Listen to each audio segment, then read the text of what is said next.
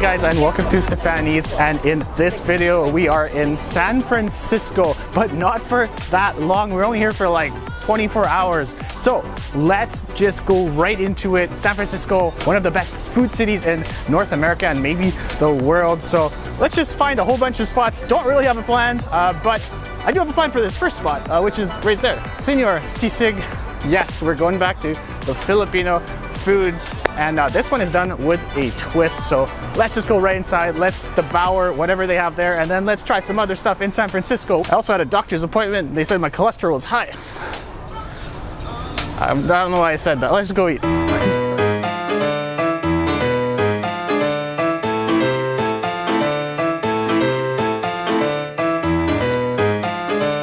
The concept of SENOR SISIG is, I guess, yeah, a bunch of Filipino ingredients, but put into tacos and burritos and nachos. So we have two items that we got. First of all, before even all of this looks cool, but calamansi beer. I forget what company does this, but yeah, $7, which is a little bit pricey. So $7 American is going to be about 10, 11 Canadian.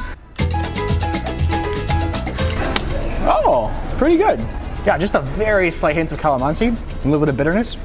I like it. Very refreshing though. Okay, let's go right into these. We've ordered everything as spicy. Like I said, a whole bunch of Filipino ingredients then mixed into kind of Tex-Mex food. So you have your burritos, your nachos, your tacos. And we went with the nachos with the tocino. Tocino is almost like Filipino bacon. And we asked for spicy. And I think for them, spicy means just adding way more pickled jalapenos. No problem with me. But anyways, let's just try to compose a good bite. Oh, hi there. Here, let's put you on there. Ugh. That kind of works.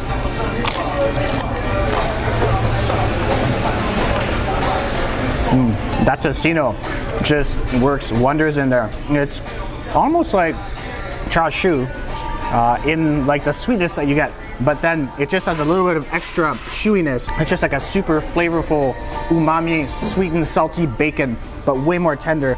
And then the pickled jalapeno is actually really not that spicy. And actually the whole dish is not that spicy, so that's good. I can add more pickled jalapeno, and look at that, just digging into this. Oh yes, perfect.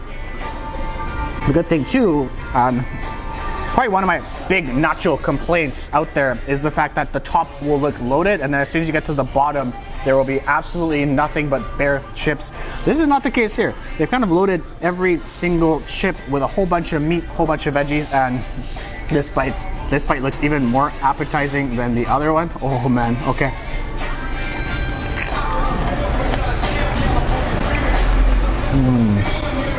Oh yeah. If you have a problem with that bite, there's something wrong with you. That is delicious. Oh, spicy, sweet, meaty, and then of course all your typical toppings. But the addition of the tocino in there is just wonderful because it is just one of those perfect meats, and that extra sweetness really balances everything out. Okay, perfect. Let's go into what they're really famous for, and this is their burrito. And obviously we got it with the pork. Sisig normally is made with a whole bunch of pig parts, kind of head, ears. Here, probably not the case. I forgot to mention, so you see the sisig there, that rice right there should be garlic rice. Man, if things couldn't get any better, it just gets better with that garlic rice just on the corner there. Okay.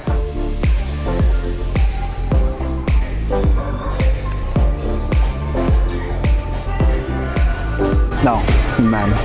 Oh. Wow, that is a bite of pure happiness, and really what you get instantaneously is the smokiness of the meat. Kind of like they've really griddled it at high temperature. Oh man, the rice, very flavorful too, a little bit garlicky, and then the other kind of veggies are just in there for the crunch and a little bit of freshness. Wow, what flavor. Now, is it like traditional sisig, like the pig head parts? Probably not. It's more like pork belly and maybe some other mixed in normal meat parts. But with that being said, that flavor is legit. Mission District, SENOR SISIG, worth checking out for sure. Make the stop. Okay, let's keep on eating.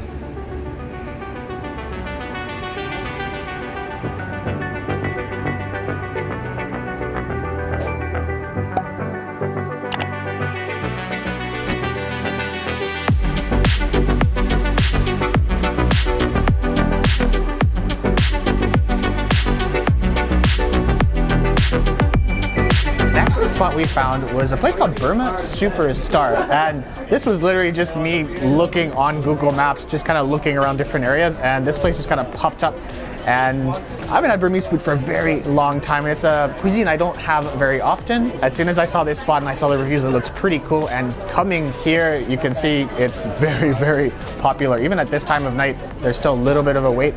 But anyways, I think they have like 2 or 3 locations. We got a whole bunch of dishes. The menu looks absolutely stunning. Starting out with our sunflower seeds, sesame seeds, jalapeno, lemon, tomato, and then peanuts, fried garlic, fried lentil, and in the middle is a fermented tea leaf with a dash of fish sauce and some shrimp powder, as you can see. Okay. Underneath all is the Roman lettuce.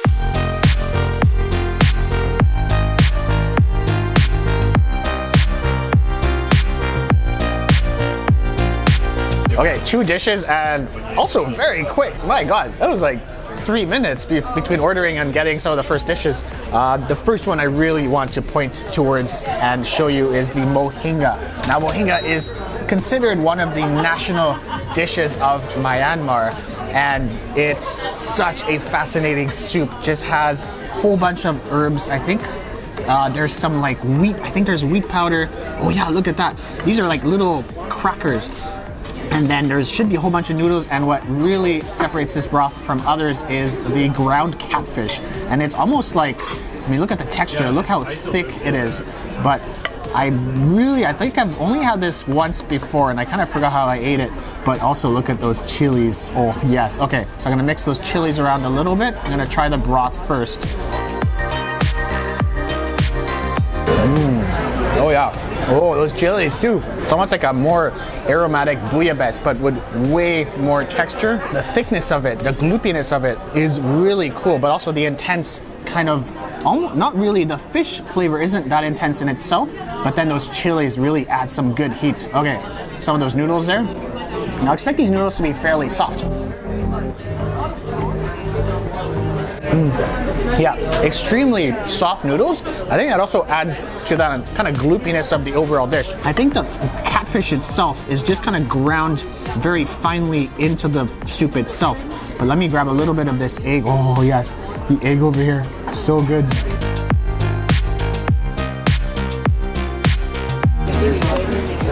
Just perfectly balanced, and once again the thickness of it really just sticks to your ribs, which kind of helps because it's pretty foggy and a little bit cold in this area, and we're also outside. This is your fermented tea leaf salad. I think I remember I've had this a couple of times, and what's very interesting about this one is they used a lot of romaine lettuce and a bit less of the fermented tea leaf. The tea leaf itself was very ground up, almost like a paste, and then they mixed it around as you saw in the video.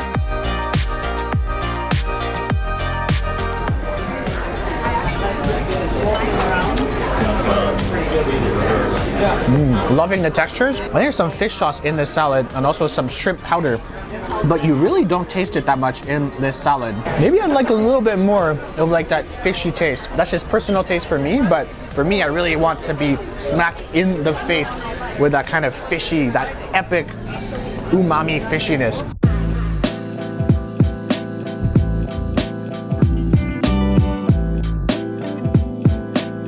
Next dish, and this is probably their specialty dish. This is the Burmese style curry. Don't ask me the ingredients because I have no freaking clue, but it looks really good. It smells very aromatic, and look at that beautiful meat oil on the bottom. Oh, and this is the lamb curry. Now I'm not sure if this is supposed to go on rice or on noodles.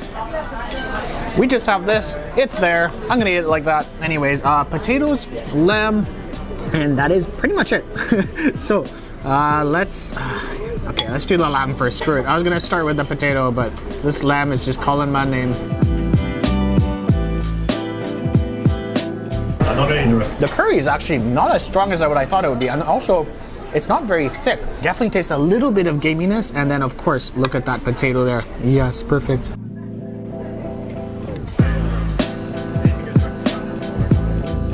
Yeah, potato's pretty good. Here are your garlic noodles. There were two options. There was mushroom, what is it, mushroom and something, or you could also have it with duck. I mean, come on. Which one would you choose? Exactly, mushroom. I'm kidding, it's duck. We got the duck. So, bunch of beautiful garlic noodles here, and it came at the perfect moment. Oh, look at that, those little bits of duck. And then I'm just gonna pick up a whole bunch. I'm gonna put some of this lamb on top. Oh, you know what? Actually, wait. I want to try the garlic noodles by themselves before I even do this whole shebang here.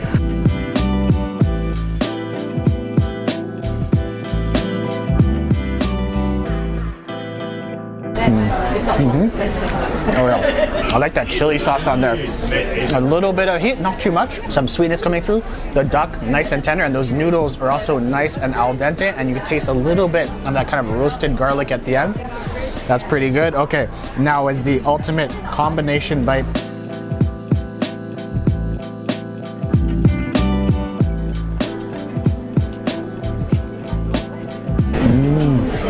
Oh yeah. That works really well together. I do have a couple of little critiques. I think for me, the lamb could be a little bit more tender, and also the sauce is fairly sweet and then kind of just fades away, and I'd like to have a little bit more richness just for me, and also definitely way more heat. I wish we had some hot sauce somewhere. And then the noodles I think are really, really good, but I find like the chili sauce on there is a little bit sweet and could be counterbalanced with maybe even more heat for potentially.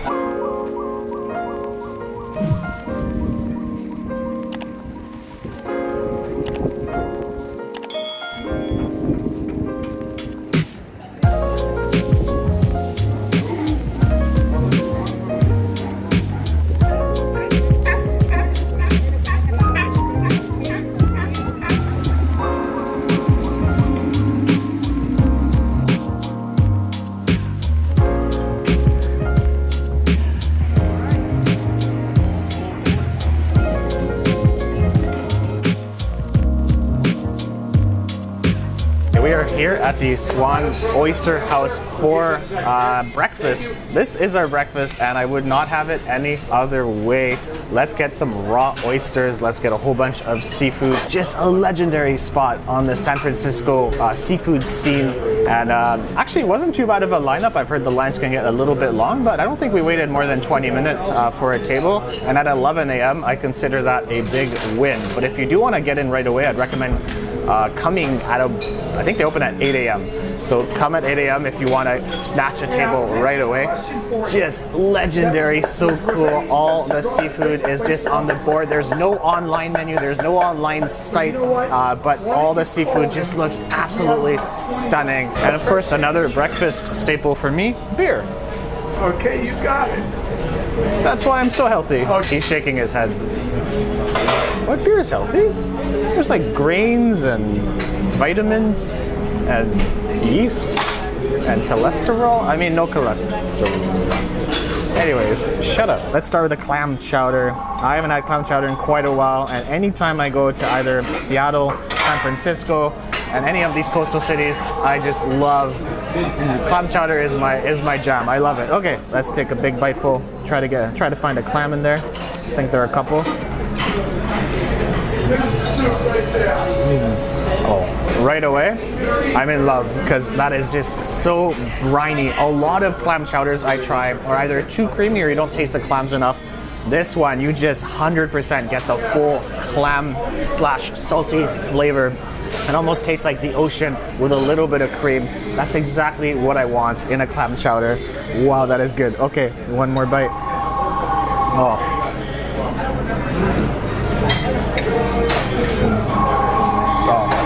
That's a winner right there. Oh, it's so seafoody. I love it. Okay, more stuff has come, and let's get right to the oysters. This is an oyster house, by the way, if you didn't notice the sign. And here we go. We have 6 different oysters. I think they go from, they have 2 of each type. They have 3 different types of oysters, and I think your first will be the Miyagi's here. And these are all from the West Coast. I think 2 of them, or these 2 are from California potentially, or Oregon. And I think this guy is from Washington State. West Coast, we're in oyster country, and the oysters here are absolutely delicious. Okay.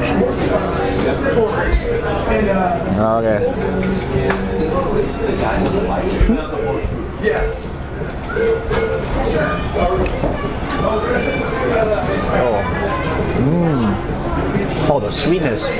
Wow, it's almost like oyster candy. That first one is super sweet. I think that's the Miyagi oyster. Now, yes, for oysters, the prices are really high. This will set you back $20 US, which is probably the most I've ever spent for oysters, but based on that bite and just being in the whole moment right now, I think it's worth it. Let's go on to the next one, and I think these should be your Kushimoto? I took off my glasses, so I don't know what's going on now. I think these are your Kushimoto oysters. And I think for this one, I'm definitely gonna do some, oh, look at the horseradish, how creamy that is. Oh, yes, perfect. Bit of chili sauce. Oh, perfect.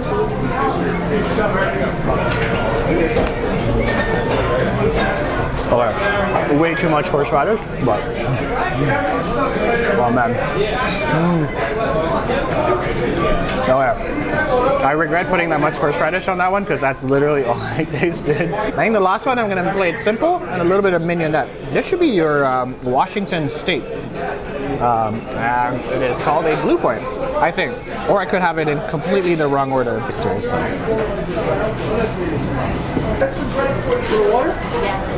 Yeah, you're welcome. Thanks for your patience, guys. Yeah. Oh, super creamy. Not as sweet as the first one I tried, and maybe a little bit more brininess, but actually it's very similar to the Miyagi. Next is your seafood cocktail, and this one is the mixed. So I think there's some oysters in there, some shrimp, some crab, and maybe some other goodies with some cocktail sauce on top. Now, once again, a little bit on the pricey side for the size, but I think the quality will more than make up for it. And look at that. I think that's just, oh, it's just a whole raw oyster on top. Yes, perfect. Okay, let's try this by itself. He also recommended having a bit of horseradish. That horseradish is not to be taken lightly. They have put some kick in that one, and it looks really, yeah, that's one of the strongest horseradishes I have tried. Anyways, big oyster, let's give it a shot. Yeah, that should just take a few minutes, guys. And give you bread. Oh man, yes, perfect. Oh, that horseradish once again just takes over, just envelops your mouth. Okay, a little bit more. Oh, this is, oh, I want to get that crab there. Oh yes, look at that. Oh, perfect. Okay.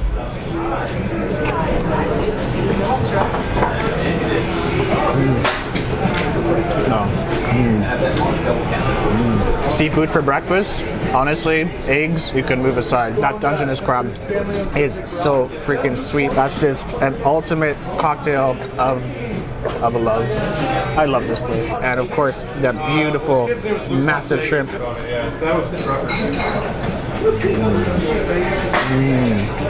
Oh, that shrimp is insane. Oh, so meaty. One more bite and then I will grudgingly pass it over to this guy over here, who for some reason is hungry today. Stupid. And of course, the last dish. This is your smoked fish platter. You can choose different types of fish. We got the trout, and luckily for us, we got the last piece of smoked trout, and there wasn't that much left, so really nice of them. They gave us some of their famous smoked salmon. On top of that, comes with a shrimp salad. And I mean, maybe I'll try a bit of the shrimp salad to start, but I think that smoked trout looks so good.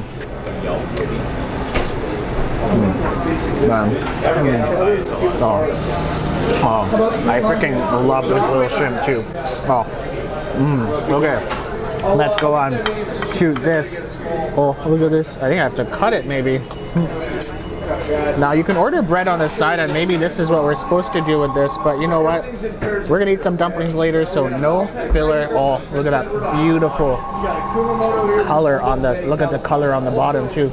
Oh, looks so good. Swan. You got lemons, you got homemade hot sauce, and get out there. It is fairly intense, fairly salty, and maybe it would be good with some bread, so we might order that on the side. But just by itself, I just love the epic, just intense, in-your-face flavor. Okay, and of course, have to finish off with this beautiful smoked salmon here. Oh, look at that.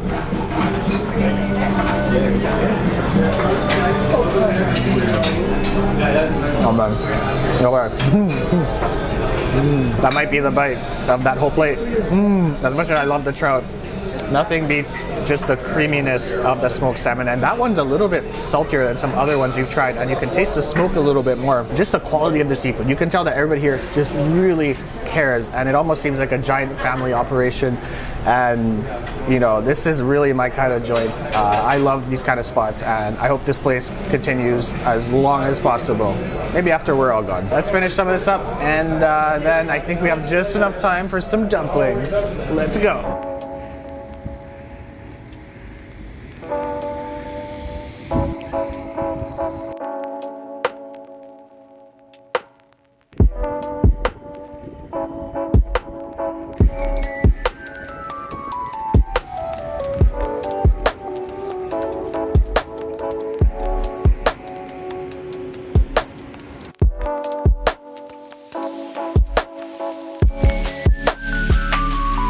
Okay, our last stop, and we're gonna have to rush this one a bit because we have a flight to catch. But Dumpling House, we are from Vancouver, but we do have to accept that San Francisco also has a really good Chinese food scene. Dumpling House, I've heard some really good things about it. I was kind of in the mood for dumplings, and I saw a couple of spots, and this spot really popped out. First of all, we're gonna start with the beef tongue, bloop, right there. Now this looked really good. This is not a dumpling, but beef tongue is probably one of my favorite cuts of beef if it is done well. I think it has a little bit of like a chili oil on there. I'm gonna kind of dip it a little bit more into this oil, maybe kind of steal some from that side there. Oh yeah. Oh, that takes you on a wild ride of emotions and flavors. First of all, beef tongue, a little bit bouncy, but then as soon as you bite into it, it is fairly tender. It's still kind of like changing in my mouth as I speak. But I think first of all you get the pepperiness, then you get the spiciness, and then the nummingness comes right after. And then yeah, the numminess is in my mouth, and that is a great feeling. I wish I actually had a little bit more of that chili sauce though.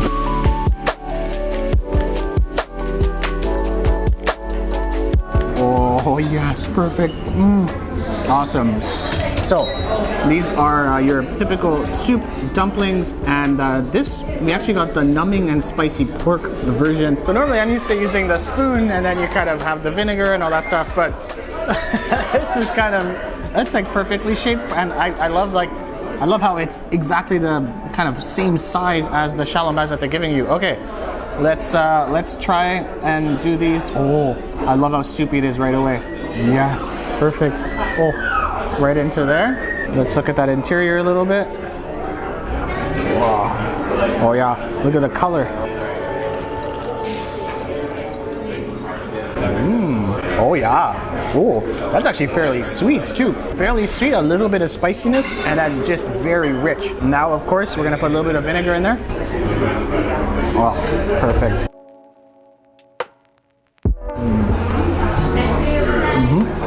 Oh man. I think the first thing I really noticed is how thin the skin is. The interior, while for me it is a little bit sweet, it's fine because as soon as you mix it with the vinegar, it's just a perfect kind of sweet and sour bite. And then on top of that, what's beautiful is the spiciness that's still lingering in my mouth, that kind of mala, kind of numbing bite. So overall, I think this is one of the better xiaolong baos I've had in a very long time. Last but not least, and unfortunately probably our last dish of this mini San Francisco tour, are pork baos. Now these, if they're done properly, are still full of porky juice, and of course the bottom is just super crispy, pan fried, and a little bit of the sauce there. You have to really watch out with these because these can get also very, very hot. Oh man, okay, let's take a bite and see what happens. Oh yes, oh perfect. Oh, I got a giant bite of juice there too.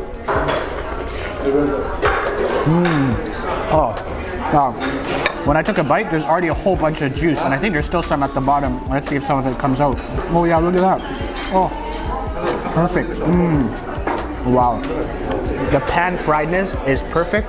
It's still crispy, and then the juice is just super porky. Maybe a little bit on the sweet side once again. So they do like their broths a little bit on the sweet side here, but that's fine because you do have the vinegar. Perfect, a little bit of vinegar inside, and then, oh, look at that. Oh, so good. Oh, look at all that juice. Yes, perfect.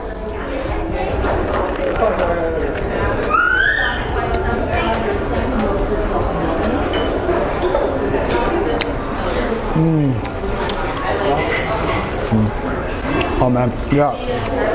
Those are little bundles of joy. That is so freaking good.